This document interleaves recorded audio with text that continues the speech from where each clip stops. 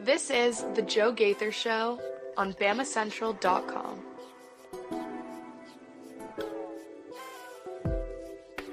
Good afternoon, Tuscaloosa, Internet World, West Alabama. How are you doing right here on a beautiful Monday, February 26th? This is the Joe Gaither Show on BamaCentral and BamaCentral.com. We appreciate everybody who has subscribed, rated, and reviewed the show on Apple Podcasts, Amazon, and on Spotify. You're watching us on YouTube, on Facebook, and on Twitter at Joe Gaither6 and at BamaCentral on your YouTube channel. We are a proud part of the BamaCentral Broadcasting Network, along with our friends Blue Collar Unplugged. So we appreciate you checking out Blue Collar Unplugged as well. Blake Byler, Matthew Gibson, and Jacob Pickle bringing you all things Alabama basketball. And they're going to have a huge week as College Game Day is coming to town for the first time in Alabama basketball history. You're going to have a College Game Day right here in Coleman Coliseum. So what are we going to get into today? You're going to subscribe to Blue Collar Unplugged because those guys are going to have a huge week. I've got several different topics on my brain today, but I'm really unhappy. I'm not very pleased. Everything that's, great weekend for Alabama softball, great weekend for Alabama baseball, good weekend for Alabama women's basketball, just a horrific, horrible weekend for Alabama men's basketball, going to Kentucky, losing 117-95, and that's really where I want to get into because I've got a lot of conversations surrounding the game and coming out of the game that really we all need to get into. First things first is the big picture. The biggest picture is still the same for Alabama basketball. This team is fine. This team is good. This team is one of Nate's best coaching jobs, and you still have everything to play for. Yeah, it is true. You're right there, still in contention for the SEC regular season championship. You're going to have a top 4 seed in the SEC tournament, and you're probably going to have a really high seed in the NCAA tournament. Our friend Joe Lunardi right now still has Alabama as a number 3 seed headed to Memphis and taking on High Point.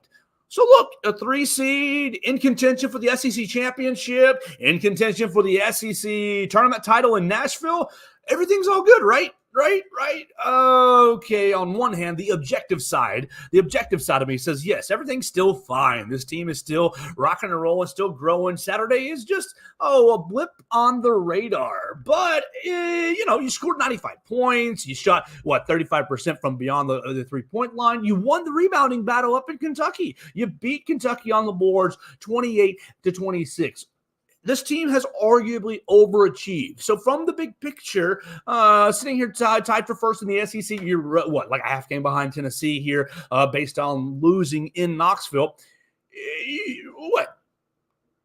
Not 12, but 8 months away, 8 months removed, 9 months removed from losing Brandon Miller and Noah Clowney and losing Javon Quinterly and Charles Bediako and losing Namari Burnett, everybody going in different ways and losing Brian Hodgson and Charlie Henry and Antoine Pett. So, big picture, the team is still fine. The program's still in a really good spot. They're in a great spot, honestly, considering everything that they lost.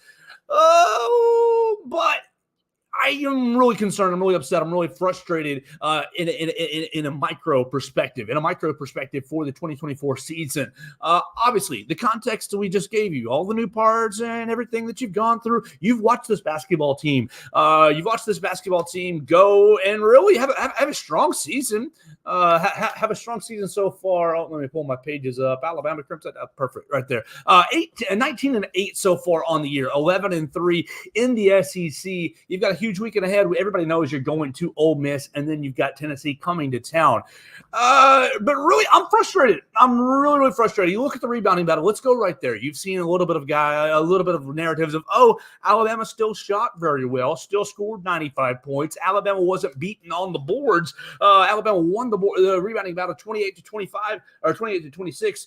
But it's kind of easy to win the rebounding battle when the other team is not missing. When the other team is shooting 63% from the floor. They were 13 of 24 from beyond the arc, 54% from beyond the arc. Was it just good Kentucky offense? You've seen a lot of narratives after Saturday. You're just not going to win when an offense scores when an offense shoots at that high a rate, when an offense shoots that well from beyond the arc, 13 3-pointers. I mean, you've seen Alabama get into the double digits from from beyond the arc this season, and they've put some teams behind the 8 ball. They've put some teams away. They've blown some teams out.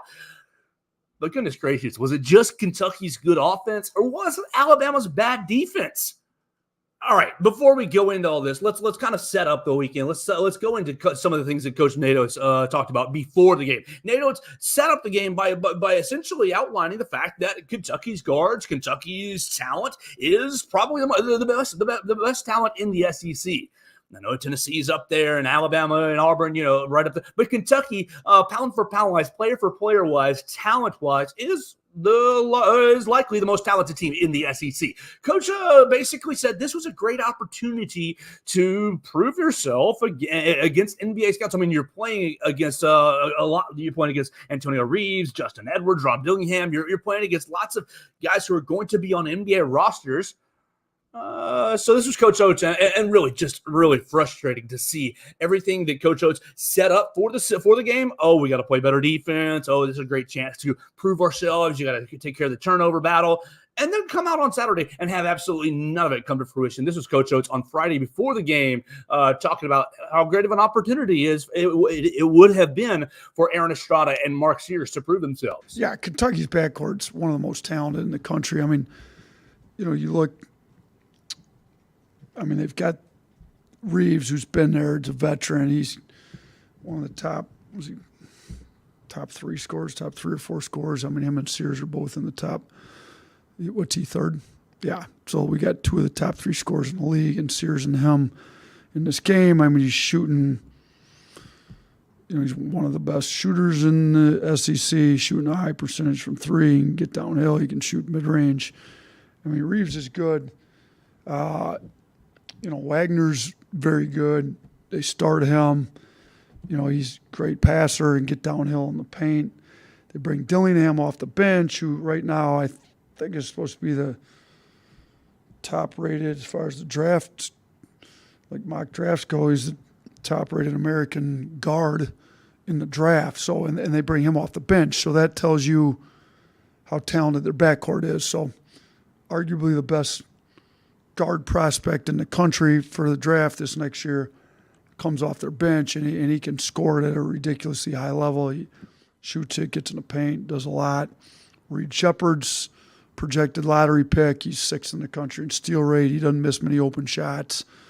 They're super talented. Our guards that are wanting to prove they belong at the next level got a great opportunity in this game to guard guys that are on draft boards and prove they can play defense against future pros, because Kentucky has future pros on this roster. So, this may be the most talented backcourt we see all year, and their front court's really good too. So there's a lot of talent on this Kentucky team.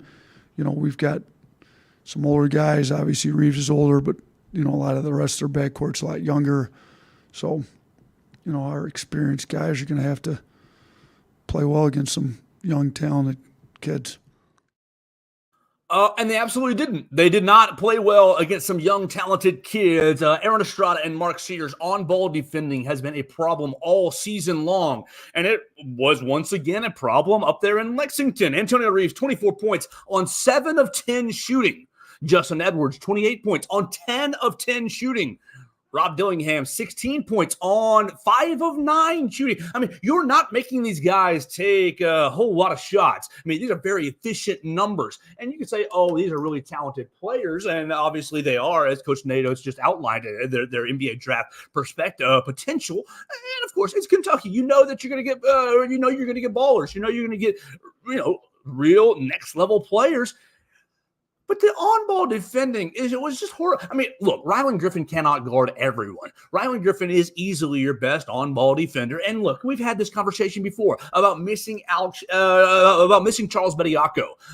And look, that kind of plays into the very beginning of the conversation about the macro level. The program is still fine. The program is still really doing well. Number 3 overall seed, in contention for another double SEC championship. You've got the number 1 offense in the country. But the defense is just atrocious. It's just unbelievably bad. You got Aaron Estrada getting beat on blow-bys all the time, and Mark Sears getting caught up on screens as well. Like, I'm not sure I'm not sure what the main issue is, whether it's a want to issue, whether it's a buy-in issue, whether it's an understanding issue, or just simply a physical capability issue.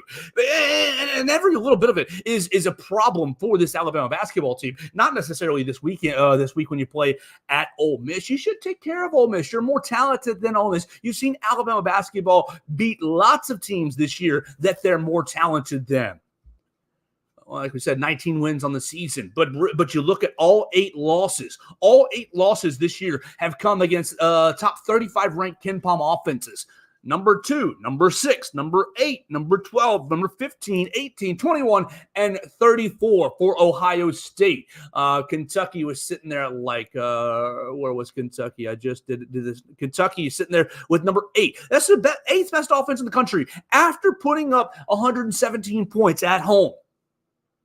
So they weren't like they're not a bad offense, but goodness gracious, people talk about the 95 points that Alabama scored and, that should be enough to win the game. And, you shot 35% from beyond the arc. And you had, good little offensive games from several of the guys, but I don't really even care. I don't care that you put up 95 points. I don't care that you shot from beyond the arc. You shot 35%. You shot 6 of 17. That's another small issue. Your last couple of games, where has the 3-point percentage frequency?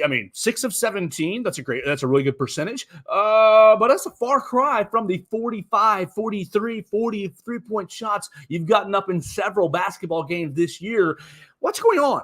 What is going on? Okay, you can say it's as simple as no Latrell Wrightsell. You missed him the last 2 games. You missed him against Florida. You missed him against Kentucky. Latrell has been one of your better 3-point shooters on the team. Coach Oates has talked about him being the best shooter that he's ever coached. He doesn't turn the ball over as much, and he's probably your second best on-ball defender. You missed him on Saturday. You missed him on Wednesday against Florida as well. You survived the Florida offense. Both of their starting guards got over 20 points as well. You look at the starting guards for Kentucky. Like we just hit it. Justin Edwards, 28 points, did not miss a single shot. His only miss on the day came from the free throw line. Like, you're not from the Alabama perspective, you're not forcing these guys into deep in the shot clock situations. You're not forcing these guys, out of what they want to do offensively. When Alabama's gone up against better guards in the country this year, you've really, really struggled. It's a whole lot of fun to have the number 1 offense in the nation. 1.27 points per possession, 127 points per 100 possessions. It is the number 1 offense in the country, and it is a historically good offense. Yeah, but the defense is so bleeping bad that you have the number 1 offense in the country and 95 points still doesn't get it done in Rupp Arena. Because, is it an effort issue? Maybe. Is it an understanding of switches issue? A little bit. I think, honestly, at this point, I've almost chalked it up to a physical deficiency issue. Is Aaron Estrada just not quick enough laterally to stay in front of guards? Is Mark Sears just not strong enough to fight through screens and not stay in front of opposing guards? So what you're getting happen, what you're seeing happen this past week against Kentucky, you saw the guards really dominate. And then what happened in the second half? You saw Zvonimir Ivasic, 18 points, 7 from 11 shooting. So he's not taking a whole lot of shots either. Like, this is, yes, Kentucky was shooting super efficiently, but you're leaving them with a ton of open looks. Ivasic with 5 boards and four blocks as well. Really, how does he get so open? How do you get so many breakdowns? What happens is you can't stay in front of the guards. Rotation happens, and boom, you've got a postman who's wide open for a dunk or wide open for an easier look. Look, I don't want to get on to Aaron Estrada and Mark Sears too much because they have had great seasons. Without them, this Alabama basketball team is on the bubble. It's really. And Aaron Estrada was a great get out of the transfer portal. But you look through the last couple of games. You look through the last couple of games that they've lost. I mean, look, you can say burn the tape, and you've seen that on Twitter. Oh, it's just one loss. You go to Kentucky, you go to Rupp Arena, burn the tape. Oh, of course, they were a motivated Kentucky coming off a loss against LSU. Oh, Alabama ran into a buzzsaw. Just forget about it and move on. No, I mean, look, is that the most objective answer? Yes, to burn the tape and move on. But here's the thing. You got a problem here from an Alabama perspective. You've got 3 big road losses in the league at Tennessee, at Auburn, and at Kentucky. You still can win the league, so the sky's not falling, but there are similar characteristics in all 3 games that might end up dooming your hopes at a long run in March. All right, let's look. All right, the turnovers again, the offensive turnovers, creating, just creating easy offense. 22 turnovers against Tennessee, 7 for Mark Sears, 6 for Ryland Griffin, 2 for Aaron Estrada. The 22 turnovers went to 23 points. In the Auburn game, down there at Auburn, you think, oh, well, it's just Neville Arena. It's just a crazy crowd. It's tough to win there. It's hard. I understand. You heard these narratives after the Tennessee game. Oh, it's a tough whistle. They were really physical, and they were really physical. Oh, Alabama is not going to play a team that's that physical probably again, and this, that, and the other. Okay, you're hearing these excuses. Oh, you go down to Neville Arena. It's really tough to win there. Not many teams go there and win, and it's a different energy. And yeah, Auburn poured it on. They had 15. Alabama had 15 turnovers against the Auburn Tigers, 3 for Mark Sears, 3 for Ryland Griffin, and 3 for Aaron Estrada. He had 22 points off of those turnovers. Kentucky this weekend, 16 turnovers, 9 in the first half, 6 for Mark Sears and 5 for Aaron Estrada. Look, Mark Sears, we've talked about it on the program before. Why is he not getting national recognition as, player of the year, as Cousy Award, this, that? It's because and last week I basically said it's because he doesn't look like an avatar for an NBA player. He doesn't look like a 2K Sports, video game player. And I still think that that's part of it. But in your 3 biggest road games of the year, look, I don't really care about the Purdue game up in Canada or the Arizona game over in Phoenix. And I don't even really care about the Creighton game over in Nebraska. 3 non-conference games in the middle of December in succession while your team is still finding itself. I don't really even care about that. But your 3 biggest road games of the year at Kentucky, at Tennessee, and at Auburn, your boy Mark Sears, 3 games, that's 16 turnovers. 16 turnovers himself. Now, is he scoring? Well, yes, he is. But here's the deal. You get these 16 turnovers against Kentucky. It turns into 29 points, and boom, you lost by what, 22? You lost by 22. Boom, you eliminate the turnovers, and you're right there in the game. So while there is a huge defensive issue, there is. You're not giving yourself a chance. You're not giving yourself a chance to get into the half-court defense, and to get stops. You're not giving yourself a chance to get late into the shot clock. You're sending your defense into rotation. One, you got fast break points and turnover points, but then you get down into the half court set and you can't stay in front of anybody. It just becomes a huge problem. Now, what's Nate Oates say after the game? Nate Oates says, "Oh, secret's out. We don't play any defense." So here's Nate talking after the game, and we'll talk about that. We'll talk about these comments real quick. Kentucky was ready to play tonight. We weren't. Cal had his guys ready to go. I didn't. They looked great. We looked awful. Our defensive intensity was not there. I told our guys after the game, we've had question marks about our defense all year.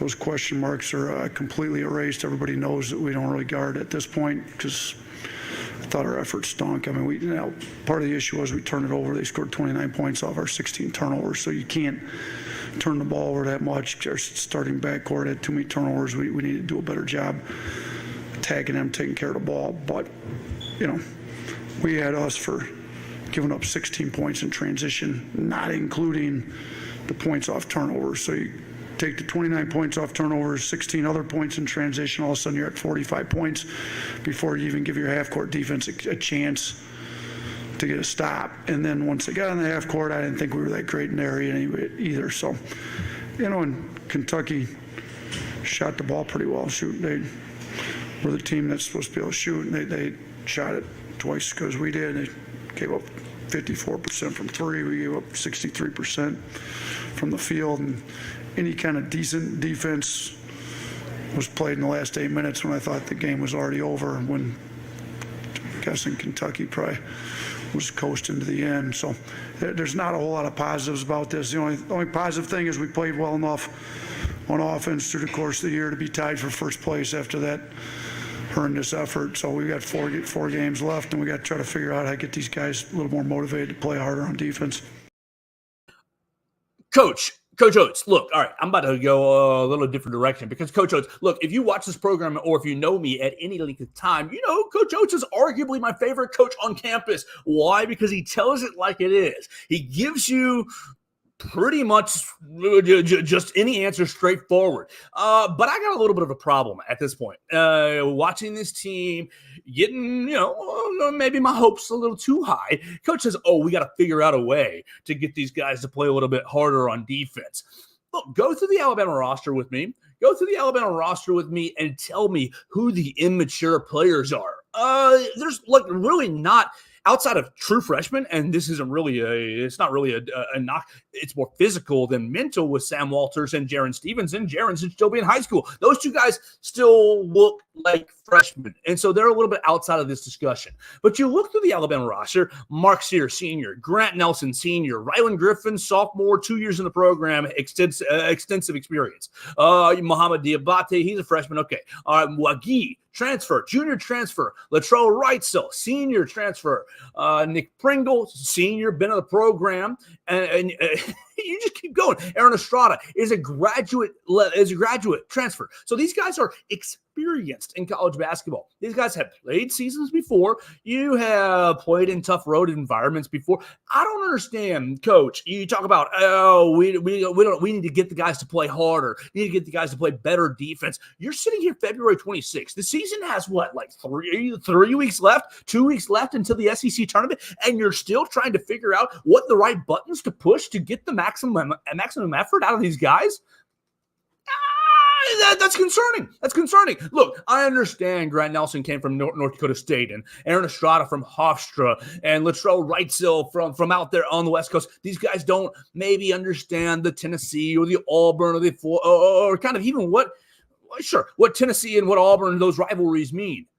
Coach, it's your job to get them ready to know every time you go to Knoxville, you're going to have a tough whistle.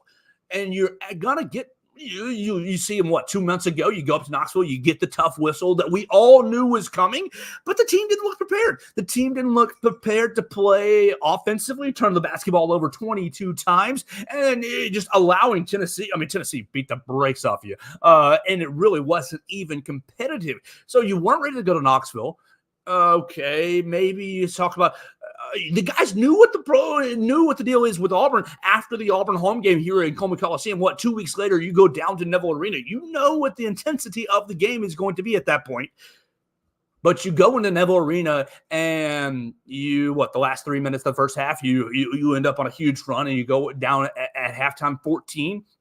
You never get yourself out of the hole in the second half and you lose by almost 20. Coach, I get it. Playing at Auburn is very difficult.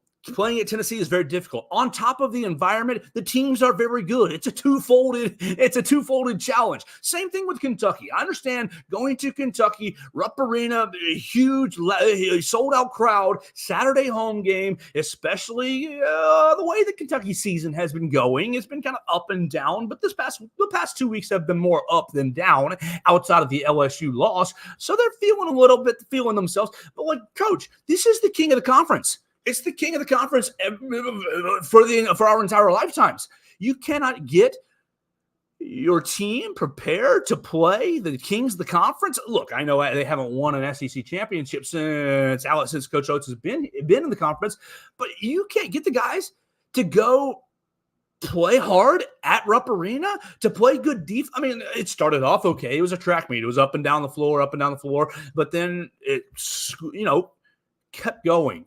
Like the waterfall, the trickle effect of here's a little bad defense that gives Kentucky a head. Here's a little more bad defense. Oh, mix in a turnover or two as well. It was just, look.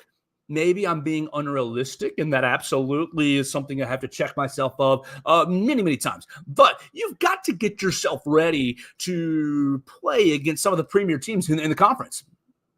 Now, I know Alabama wins the home game against Auburn, 3 weeks ago in Coleman Coliseum. And they're going to get a chance to avenge themselves with Tennessee this weekend in College Game Day.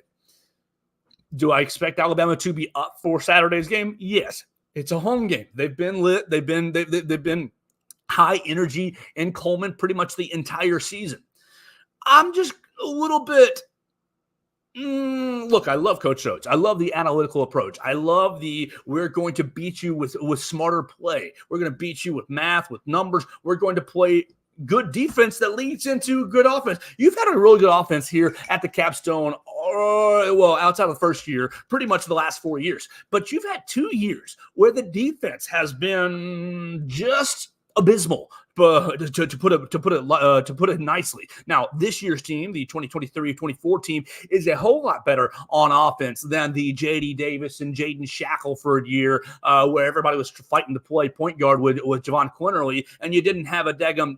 You had no defensive identity there as well. Ultimately, you ended up being one and done in the SEC tournament and one and done in the NCAA tournament. I don't want to be one and done. I don't want to see this team be one and done in the NCAA tournament. Now, they shouldn't be. They absolutely shouldn't be. But if you put on a defensive effort like you did against Kentucky, and you say the opponent, whoever the NCAA tournament opponent is, has any semblance of offensive talent, you're going to be in for a long day. You're going to be in for a hard time in the NCAA tournament if you're not going to bring any sort of defensive intensity. You fall from the low 70s to right at 97 in defensive efficiency after this performance. Now, is Kentucky super talented? Absolutely, they are. But it gives a lot of concern for what this Alabama basketball team can do in the postseason as you start to see some of the similarities in the losses. Now, does it mean the program is falling apart? Absolutely not. Absolutely not. Again, the very beginning of the program, macro level, the program is doing really well. The health of this program is really high. It's been on a 5-year trajectory that has continued to grow consistently. But for this season, the micro level, this season, you have 3 really concerning road losses that tell me when Alabama is maybe in the NCAA tournament or in the SEC tournament. Let's just look. Joe Lunardi still has them as a number 3 overall seed. We told you earlier that Alabama's 8 losses all come from top 35 KenPom ranked offenses. Number 2, Kentucky. Number 6 is Arizona. Number 2 is Purdue. Excuse me. Number 2, Purdue. Number 6, Arizona. Number 8 is Kentucky. Let's see who the rest of them. Who's 12? 12 is Creighton. Yeah. So you're sitting Auburn at 15, Clemson at 18, Tennessee at 21, and let's see, we beat Alabama, beat Indiana State, and then Ohio State at 34 has the 34th best offense in the country. All right, so basically all your losses have come against good offenses. Because Alabama hasn't been playing a lick of defense, despite the fact that Alabama's 1.276. Oh my gosh, the best offense in the country by a full point. By a full point per 100 possessions over Purdue. But the defense is so bad, allowing 102.5 points per 100 possessions. That's terrible. That is disgusting. Horrific. So, okay, you think about this, and then you just put it in the context of the entire ranking of KenPom. You've lost to number 2 in KenPom, number 4 in KenPom, number 5, number 6. You've lost to continue on down. Creighton is 12. Kentucky is 17. And you continue on down. Clemson is 24. And I think I've got one more. Where is our Ohio State? Ohio State's in the 50s. Aren't they in the 40s? Control F. Ohio State is 62. So basically everybody outside of Ohio State that you've lost to is in the top 30 in KenPom. So you're thinking, okay, net top 30. Your top 30 teams are going to give you a little bit of trouble. You're probably going to be beating your first round opponents and maybe your second round opponents. But let's just look at Joe Lunardi's bracketology. Is Joe Lunardi the end-all be-all? No, but he's pretty daggum accurate. Still has Alabama as a number 3 seed going to Memphis to take on High Point in the first round, 3 versus 14. And all you guys are sitting there thinking, oh, easy win, Alabama, write them into the round of 32. And while that should be the case, you look at High Point, where are they in old Kenny Palm's system? 113. All right, that should be an easy win, well outside of the 64 mark for Ohio State. All right, but look at High Point. They're the 31st best offense in the country. Right back into the range of the teams that you fell to, the teams that you've lost to. Will Alabama put up 88 points but give up 92 to High Point? And then what are you saying? Oh, well, at least you scored 88 points on a neutral floor up there in Memphis. Great. Like, I love the offense. It's a lot of fun. It's fun to cheer, to get up and down the floor. I mean, the whole point is to get a dunk. The whole point is to get a fast break dunk. Everybody's too focused on the three-point shot. But the whole point is to get a defensive stop. A defensive stop first propels you into the offensive fast break. The offensive fast break, which turns into scoring quicker than they can get shots up. But it all starts on the defensive end. If you're not getting stops, look at Kentucky this past weekend. Kentucky had how many possessions in the game? Kentucky had 76 possessions in the game. They scored on 51 of your 76 possessions in the game. What's that for? Let's do a little quick math. 51 out of 76 gives you 67%. That's over 2/3 of the time. Over 2/3 of the possessions, they made a bucket. Now, granted, again, Coach Oates told you, one of the most talented offensive teams in the country, and they are that. But you kind of add in the ingredient of Alabama's absolutely piss-poor defense. Well, let's just brainstorm. Has Kentucky scored over 100 points? How many times have they scored over 100 points this year?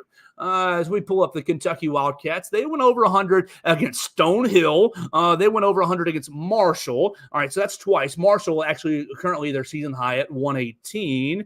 They went 105 against the Georgia Bulldogs. They went 92. They went 109 against the Vanderbilt Commodores, and then 117 against the Alabama Crimson Tide. Do you want to be put in the same category as Georgia, as Vanderbilt? Do you want to be put in the same category as Marshall and Stonehill? No, these are not basketball programs you want to be associated with. You give them 100 points? I mean, is Kentucky good? Yeah, they're really good. Really talented. That's what's put a whole lot of the Kentucky fans into a frenzy this year, wondering, Kentucky has been on the same mission as Alabama. Can we find some defensive intensity? Can we find some defensive effectiveness? And were they on Saturday? Not really, but they were, 5% more effective than Alabama? It's just concerning going forward. It's just concerning. Can Alabama still win the regular season? 100%. Yes, they can. I honestly like Alabama's chances at going 4-0. You get Latrell Reitzel back. You get the defensive, you get a second defensive stopper next to Rylan Griffin who can help you, helps not send everybody into rotation so quickly because he's staying in front of his man. So you get Reitzel back. You get Wagee back from suspension. Did you miss Wagee? Not really. There wasn't much he was going to do in the game.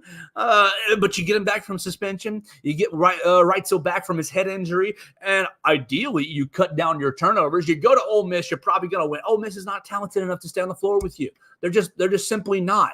Let's see what the Ole Miss numbers look like. Ole Miss, hotty toddy. I bet you they're in Mississippi.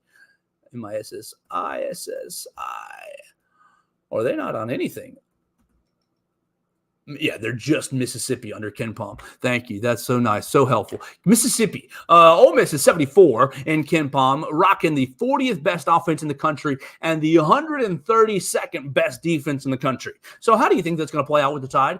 Alabama's going to score probably 120 points, and everybody's going to feel good about themselves again. And the Tide will keep riding high. And look, there's not a reason to sit here and go doom and gloom. There's not a reason to sit here and go into depression because remember, the macro, the beginning of the conversation, the program is still doing fine. The program is still on the up and up. Everything that they've accomplished this year is probably an overachievement.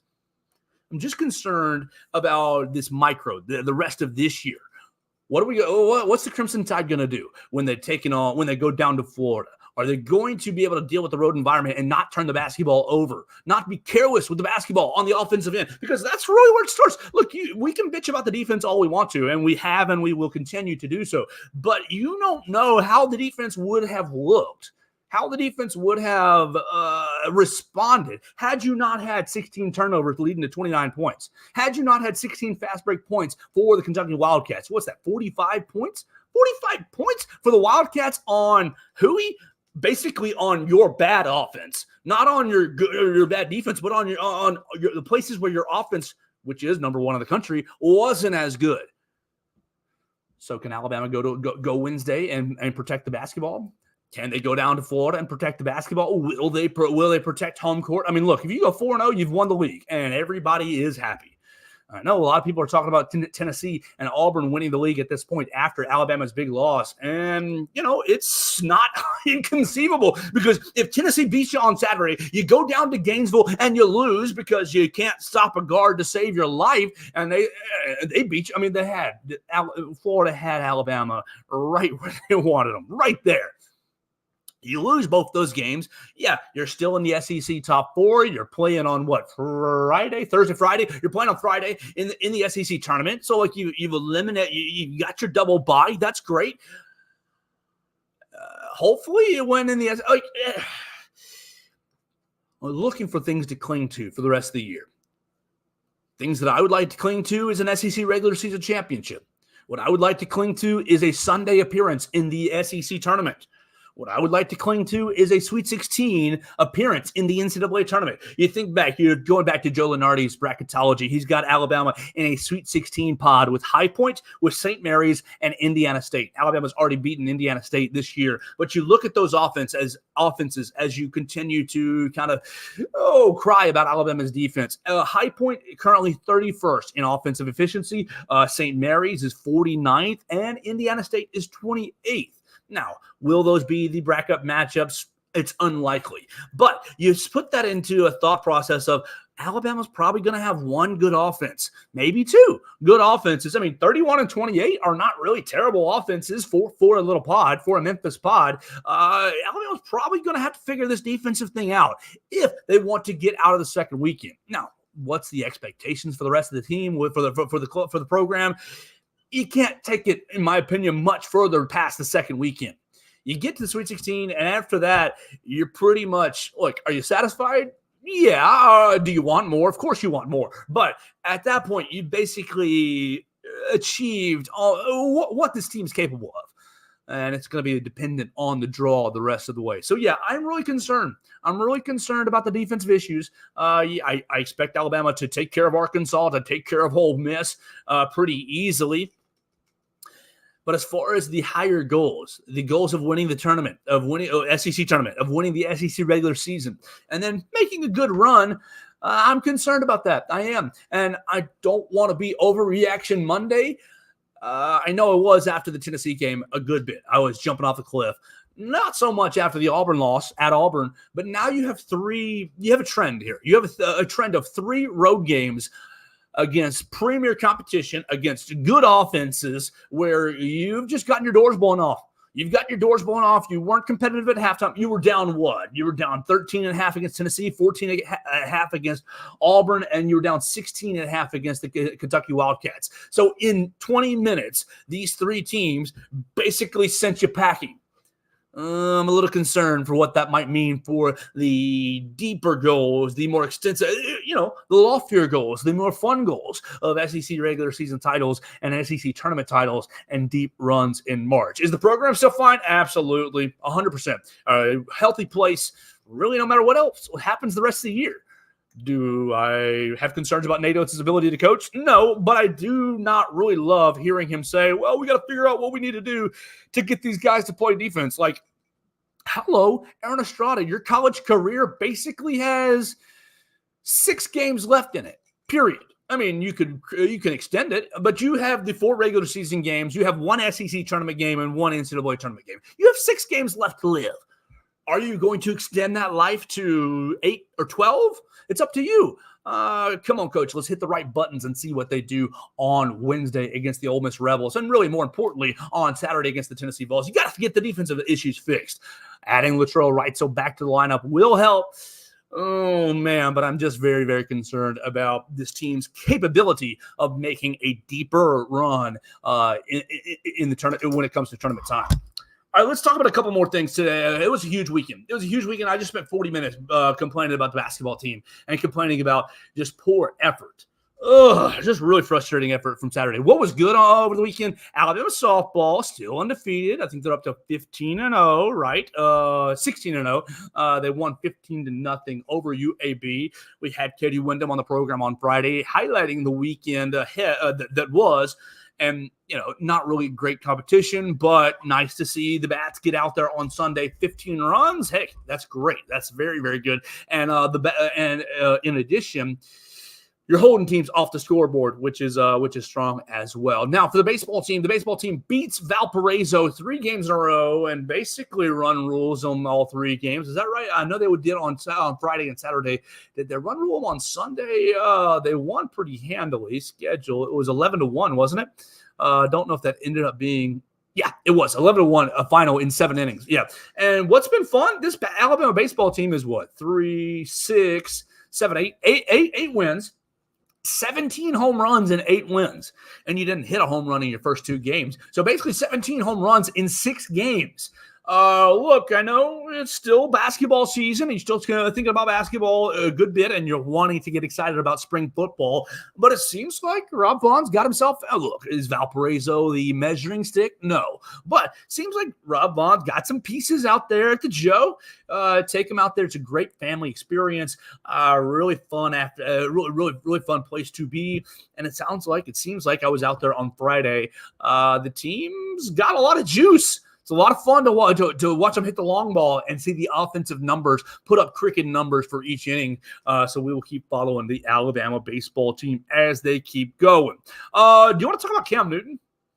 Golly, if you guys are not following social media, that is A-okay. You can follow me at Joe Gaither 6 if you're on social media. But if you're not and you didn't see it over the weekend, Cameron Jarrell Newton, yes, the Heisman Trophy winner for the Auburn Tigers, got himself in a fight, found himself in a fight. He was in he was at some skills competition. He's at some skills competition, off-season event. And a bunch of guys, 5, 6 of them, decide they want to jump Cam Newton, I guess. And why? I don't know. He's 6'6", 260. That's not anybody I want to be fighting. That's not and Cam can give me dirty looks, and I'll give you a dirty look back. Or maybe, heck, I'd love to have you on the show and get to know you, Cam Newton. But, look, there's no reason. Know yourself. Look, I know myself at 5'10", 180. I'm not gonna hold a candle in a fight with Cam Newton. It seems like some of these guys on social media just did it for the clout and for the fact of, hey, we want to say that we fought Cam Newton. I'm not sure that that's on my bucket list. And I know he's an Auburn man, so you take the other side, but not on my bucket list to be fighting Cam Newton. Let's finish this off with a little bit of College Game Day action. College Game Day is coming to Tuscaloosa on Saturday, and we're really excited about it here at BamaCentral.com. We're going to be covering all angles of it. They're going to be in Coleman Coliseum, 9 a.m. on Saturday. The game isn't till 7. Look, Alabama's really struggled in big road environments. This is a chance, really, for the Crimson Chaos, for the Alabama faithful to really stand out and show out. It's a 7 p.m. game. Look, you might come to Coleman Coliseum early to enjoy the College Game Day festivities, and really, I would encourage you to do that. It's the first time in the program's history, basketball program's history, and basketball College Game Day, not the football version, but the basketball version has come to Coleman Coliseum. It's going to be an electric day. You're going to have your 2 SEC Player of the Year candidates going head-to-head, Mark Sears and Dalton Knecht, and really, it's a game where Alabama has to have it. You got, if you want to accomplish the goals that you've set out in front of you. You want to win the SEC regular season title, you have to protect home court, and you split with Tennessee. And after that, you kind of just let the chips fall where they may. But it's going to be a lot of fun to be there on Saturday. You're going to see Jay Williams. You're going to see Seth Greenberg. You're going to see Jay Billis. You're going to see really the who's who, Reese Davis as well, really getting you ready for Alabama and Tennessee. And I wonder to myself, does the game day appearance, does the game day appearance make you more or less likely to come to Tuscaloosa early to get excited for the game? And does it make you more or less lubricated to watch the game on Saturday night? It's going to be a blast. I think it's going to be another sold out environment in Coleman Coliseum, and hopefully the crowd can do their part, be that sixth man. We'll be there right there with you at BamaCentral and BamaCentral.com. The last thing for us today is from our friend Jay Billis, and it's about court storming. If you guys are living under a rock, you have seen that Kyle Flipowski was injured. Duke player was injured this past weekend when Duke lost to Wake Forest, and the Wake Forest Demon Deacon student section found themselves on the floor. And we've seen this is the second court storming incident with a high profile level player, Caitlin Clark, Iowa's Caitlin Clark. It's a little bit banged up in a court storming incident as well. And we've done this dance before when it comes to football and field storming. Look, the fans don't care about what the fans don't care about what the fine is for the university. You can say the fine is $100,000 the first time and $250 the second time and $500 the third. Like, it doesn't matter. The fans don't care. They're not paying the bill. They're good. They just want to be on the floor. They just want to be celebrating the big old win. Now, you've got several layers here. You got to get better security down on the floor. You do. You got to keep them off of the floor. You got to be more effective keeping them off the floor. That's just point blank, period. Secondly, you got to know, okay, Duke's coming to town. If we beat them, there might be a chance that court storming happens. In order to keep them off the floor, we're going to hire more security.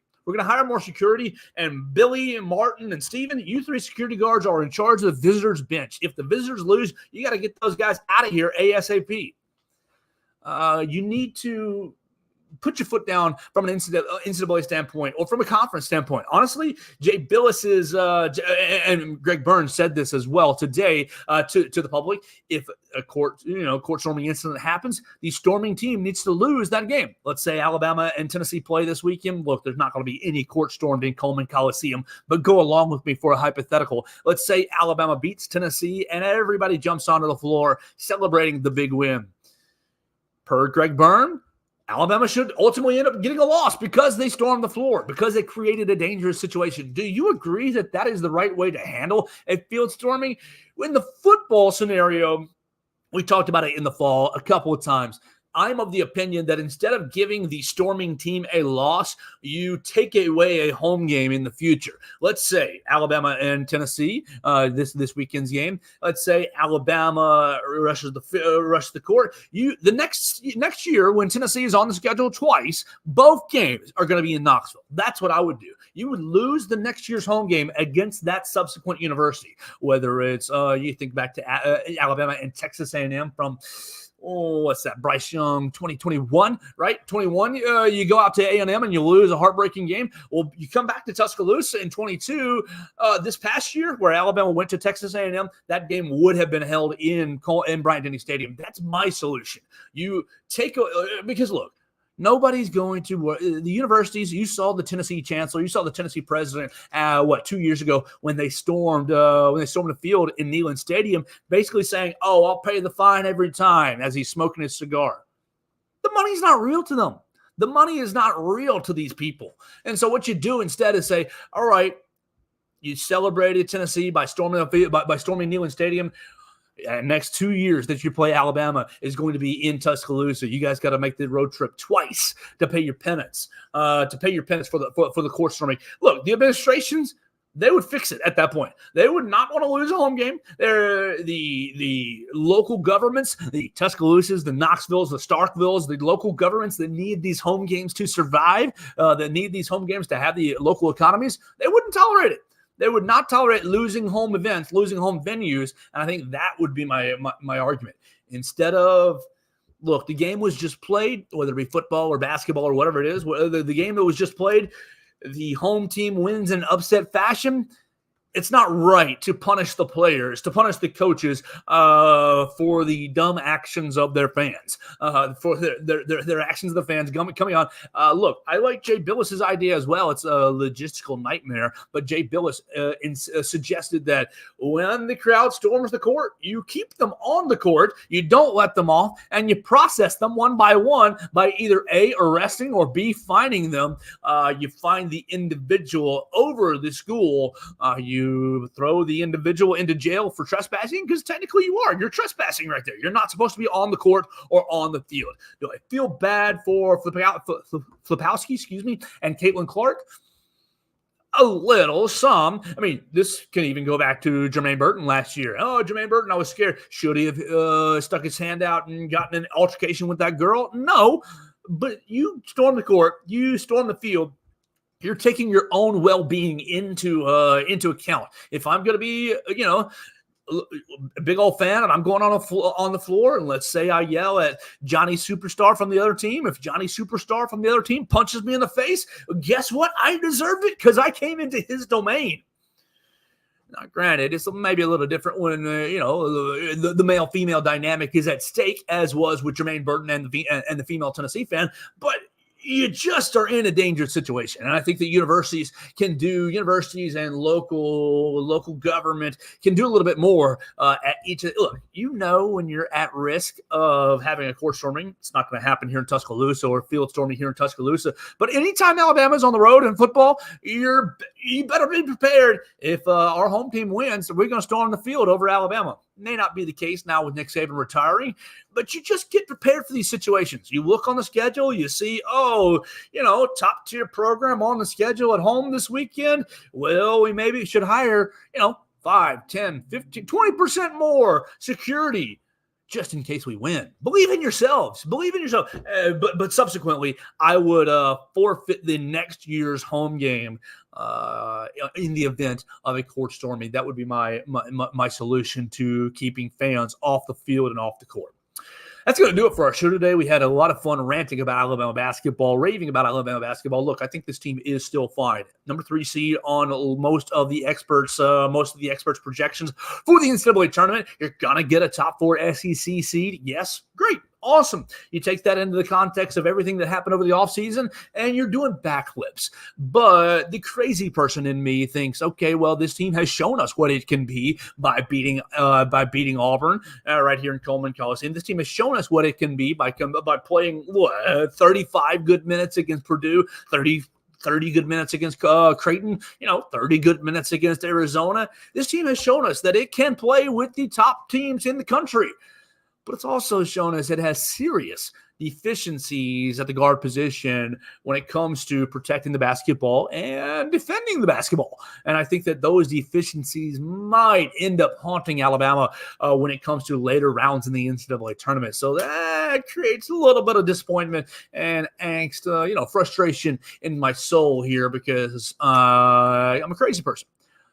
But we love Alabama basketball, and they are still fine no matter what happens the rest of the year. We'll keep covering it right here at BamaCentral.com. On Wednesday, the Crimson Tide's going to Oxford to take on the Ole Miss Rebels. It'll be the first game between Alabama and Ole Miss this season. You'll be able to follow it right there at BamaCentral.com. We'll have all kinds of coverage. We're going to have all kinds of midweek baseball and softball coverage as well. Gymnastics won on Saturday. We didn't talk about that, but gymnastics puts up a season-high score against the Georgia Bulldogs, getting into the 198s as the season's starting to get into the business end. So great to see the ladies handling their business on Friday night in Coleman Coliseum at the Power of Pink Meat.